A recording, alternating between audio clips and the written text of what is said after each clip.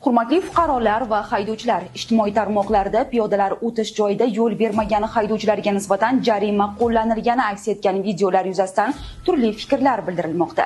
Ayrim haydovchilar esa piyoda hali avtomobil oldiga yetib kelmagan-ku degan e'tirozlarni keltirishmoqda. Shuni unutmasligimiz kerakki, piyodalar o'tish joyi bu avvalo inson hayoti va xavfsizligi uchun tashkil etilgan hududdir. Shu boisdan haydovchi piyodaga xavfsiz harakatlanishi uchun oldindan imkon yaratishi lozim.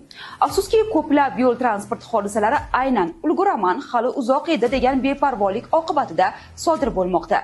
Hozir namoyish etiladigan videolarda aynan piyodaga yo'l bermaslik natijasida sodir bo'lgan holatlarni ko'rishingiz mumkin.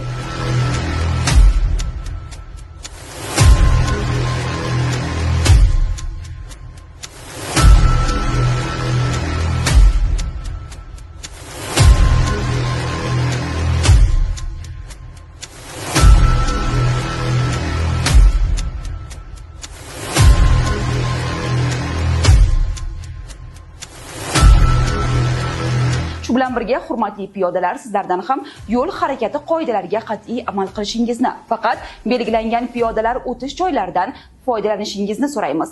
Bu nafaqat haydovchilarga noqulaylik tug'dirmaslik, balki eng avvalo o'z hayotingiz va xavfsizligingizni asrash uchun muhimdir.